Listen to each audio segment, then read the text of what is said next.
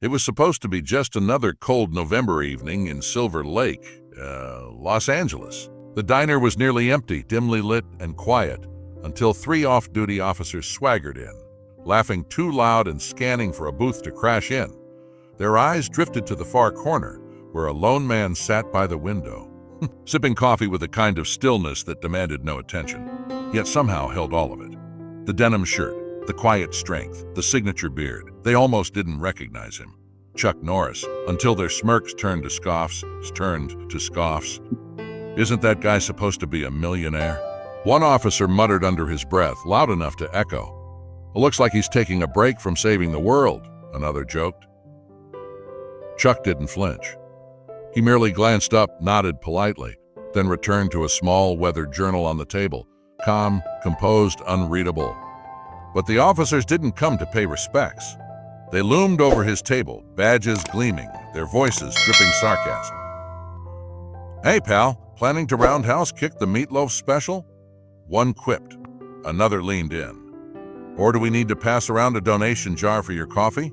Chuck didn't blink. He simply said a thanks for your service and turned the page. It was his silence that rattled them most. But then something caught their eye. Lying beside the journal was a folded piece of paper, edges worn, like it had been opened and closed 1,000 times. Childlike drawings colored the surface, figures, hearts, stars, stick people, and a name written in bright marker. "A thank you for being my hero, Uncle Chuck. Love, Emma." The laughter died. Their smug expressions cracked. One of the officers leaned closer, reading the delicate, uneven handwriting. The paper had been taped together at the edges, clearly cherished. In one corner, a doodle showed a little girl riding on the back of a man as he karate kicked the bad guys. Another sketch read at best, "Day, ever," next to a movie set and two stick figures holding hands. The shift was instant. Gone was the mockery, in its place a growing unease, as if they'd wandered too far into a story they didn't understand. Chuck looked up just once, meeting their eyes. No anger, no words, just that heavy, silent stare. And in the open journal, glimpses of other pages, letters, poems, newspaper clippings, each one a breadcrumb leading to a deeper truth. But none of them dared to ask, because suddenly this wasn't about jokes anymore. It was about Emma. And whatever that name meant to Chuck Norris, it was powerful enough to silence a room. As the officers backed away, their presence shrinking into the dim light, Chuck quietly folded the letter and slipped it back into his coat pocket. The weight of it, you could feel it from across the room. Minutes later, he stood, left a generous tip, and walked out into the chill night air. But the story didn't leave with him. It stayed behind, etched in the silence, floating like the echo of a ghost they didn't believe in until now. They came for a laugh. They left with a question that would haunt them. Who was Emma, and why did Chuck Norris carry her letter like a sacred oath? Police car light. What do you think is the true story behind Emma and Chuck's bond? Drop your theories in the comments. If this moment gave you chills like this video, subscribe for more gripping real-life stories and share it with someone who needs to remember what true strength really looks like. Become a part of this story. Where are you watching from? Let us know in the comments, hit that like button, and don't forget to subscribe for more unforgettable, real-life stories that shake your soul. She often teased him for being overprotective. "Uncle Chuck, you act like I'm made of glass." But every time without fail, she'd throw her arms around his neck and say, "I love you," and he'd hold her a little tighter, because deep down, he was terrified that one day she might slip through his fingers. What the officers didn't know, what the world didn't know, was that Chuck had sacrificed everything for that girl. Every late-night film shoot, every appearance, every endorsement wasn't about fame. It was about securing a future for Emma. His every move on and off-screen was a quiet battle for her tomorrow. But lately, even Chuck Norris, the man who had once walked into explosions like they were sun showers, found himself at war with something he couldn't punch, kick, or outmaneuver. A diagnosis. A cruel twist of fate. Emma was sick, and this time no amount of strength, money, or connections could guarantee a happy ending. As he parked his truck in the driveway of their modest, ivy-covered home, The porch light blinked on like a beacon in the night.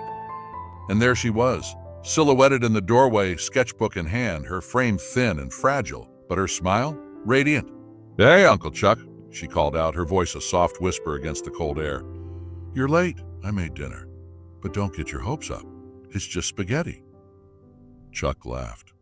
That old, gravelly laugh that could crack the tension in any room. "Spaghetti sounds like a 5-star feast right now," he replied, walking toward her. But even as he joked, he noticed it, the tremble in her fingers, the dark circles beneath her eyes, the wear of the battle she never asked for. Inside, the house told their story. Not a mansion, not a palace, but a home. Walls lined with framed drawings, chaotic stacks of art books, Polaroids of messy pancake mornings and paint-splattered afternoons. This was their empire, built not on wealth, but resilience. Over dinner, Emma flipped open her sketchbook. "Want to see my latest piece?" she asked. On the page was a drawing of them sitting under a tree, both smiling. Underneath it, she'd written, "A family is who you hold on to when the world lets go." Chuck felt the words land like a gut punch. His throat tightened, but he just reached out, took her hand, and whispered, "Ho, ho, ho, ho, ho, ho, ho, ho." That night after she'd gone to bed, Chuck sat alone in his study. The quiet was deafening. On his desk sat his leather-bound journal, the one he always carried. Its pages were sacred, filled with fragments of their journey. He turned to a fresh page and began to write. But tonight, the pen trembled in his hand. He wrote about the first time she laughed after her father died.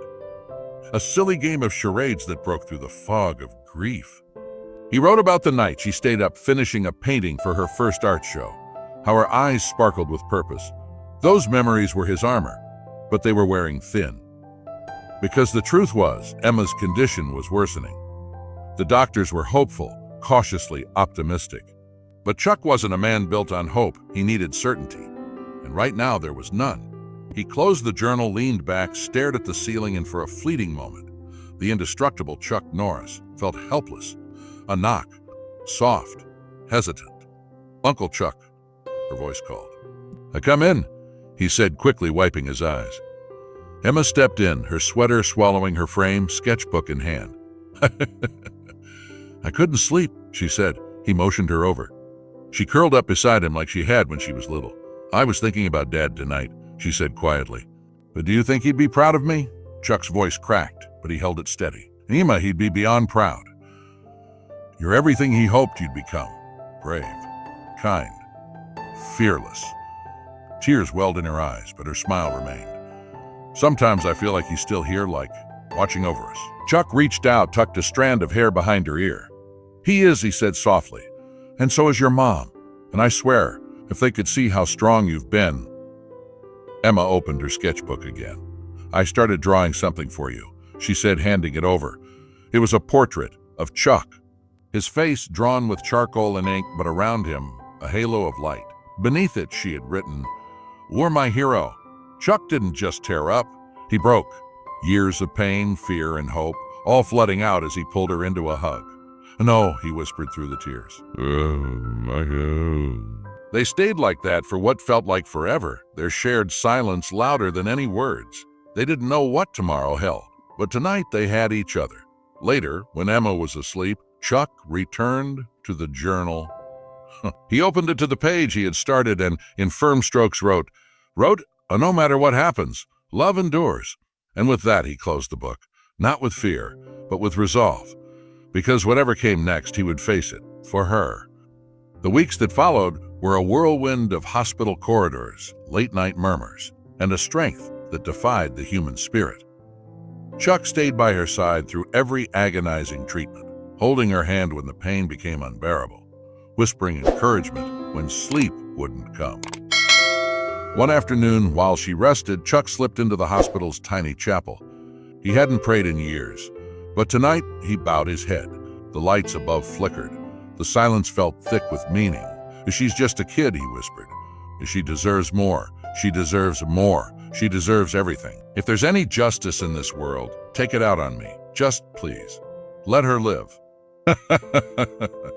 His voice cracked, but his words hung in the air, raw, desperate, and real. "Before you read on, Tell us in the comments, have you ever loved someone so much you'd give the world just to save them? Hit that like button if you've ever fought for someone else's light when yours was flickering. His plea had hung in the silence like a ghost, unanswered, unresolved. If you have to, just don't let her suffer. But the silence said nothing back. No sign, no miracle. Just the quiet ache of a man begging heaven to take his pain and spare her. That evening, as the sun dipped behind a veil of gray clouds, Emma's voice broke through the stillness like a soft bell. "Uncle Chuck," she said, her voice barely a whisper, "can we take a drive tomorrow? Just us." Chuck turned toward her. Her skin was pale, almost translucent in the lamplight, her movements slow, deliberate.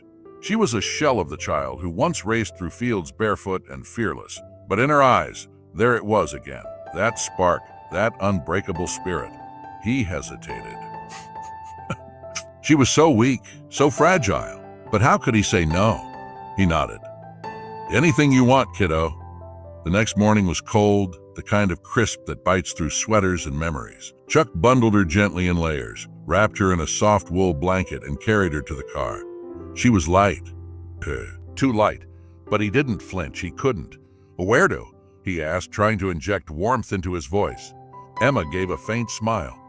Somewhere with a view, so they drove. No destination, just winding roads, quiet hills, and a horizon that seemed to stretch forever. Los Angeles lay far behind them as they ascended into the highlands, the city shrinking below, turning into a sea of light and distance. Emma stared out the window, the golden hour sunlight tracing her features like a portrait. Chuck watched her out of the corner of his eye, memorizing her. The way her lips curled slightly when she saw a flock of birds take flight, the tilt of her head, the tiny precious sighs.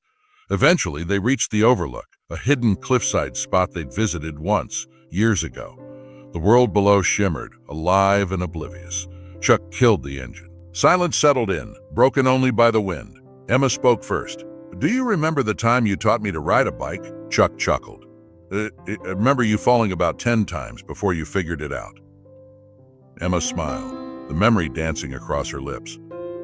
"And you ran after me every single time, even when I told you I didn't need help." Chuck looked out at the sky. "That's what uncles are for." Emma turned to him, suddenly serious. Her voice lowered. "You've always been there for me, Uncle Chuck, through everything. I don't think I'd have made it this far without you." His throat closed around the lump rising fast. "You're stronger than you know, Emma." "I was just lucky enough to be there to witness it." When they returned home, night had settled in. Emma could barely keep her eyes open. Chuck carried her to her room, her breath feather-light against his chest. "Oh, thank you," she whispered as he tucked her in. Today was perfect. Chuck sat beside her, brushed a strand of hair from her forehead. "Rest up, bright star. We've still got more adventures to plan." He stood in the doorway for a long time, watching her drift into sleep, her face calm, but his heart in pieces. In the following days, Chuck poured every ounce of love into something special, a gift she'd never expect. At night, while Emma slept, he compiled her sketches, their photos, her quotes, her dreams. Every birthday card, every memory. He crafted a book, not just for her, but for the world. A love letter disguised as a legacy.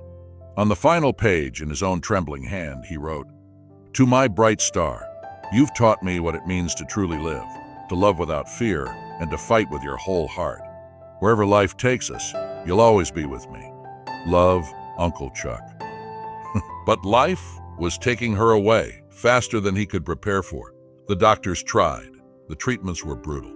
And still she smiled. Still she drew. Her sketchbook became her sanctuary, a battlefield of ink and hope. She filled it with dreams, confessions, and her version of prayers. Chuck stayed close. He cooked her favorite meals, grilled cheese, tiny pancakes shaped like stars. He read aloud when her hands couldn't hold books. And when the night stretched too long, he simply held her hand and whispered stories until she fell asleep. One stormy evening, lightning flashed behind the windows. The wind howled. Emma stirred. "Uncle Chuck," she whispered, "my sketchbook." He brought it to her, her hands trembling as she opened to a blank page. She picked up her pencil, barely able to hold it steady. "What are you working on?" Chuck asked gently, sitting beside her. She gave a weak smile. In surprise, he didn't ask again. He just watched. Every stroke was deliberate, painful, beautiful. Minutes passed. Then she handed it to him. It was the two of them, standing under a cherry blossom tree in full bloom. Above them, the sun shone like gold, warm, alive, and beneath it she had written, "A thank you for being my light," even when everything felt dark. Chuck couldn't stop the tears this time. They fell freely as he pulled her into a trembling hug. "Emma," he whispered, his voice cracking. "I'll never forget. Not ever." That night, Emma fell into a deep sleep. Her breathing faint, but steady. Chuck never left her side. He whispered the stories they used to tell, held her hand, and when the first rays of dawn broke through the storm clouds, Emma slipped away. Her face was peaceful, serene, and Chuck held her hand until the nurse came. The days that followed were quiet, too quiet, but Chuck kept his promise. He published the book, Bright Star, a tribute, a farewell, a beacon. It spread like wildfire. Strangers wrote in, saying how it helped them heal. How Emma, a girl they'd never met, had reminded them to fight, to hope, to love. Years passed, and one spring morning Chuck stood in a quiet meadow. The wind danced through the blossoms of a single cherry tree. At its base, a plaque. "A family is who you hold on to when the world lets go." Emma. Chuck knelt down, touched the stone, closed his eyes, and in the warmth of the sun and the whisper of the breeze, he felt her, his bright star, still shining. If you made it this far, drop a cherry blossom in the comments for Emma. Let her story live on. And remember, even in the darkest night, love endures.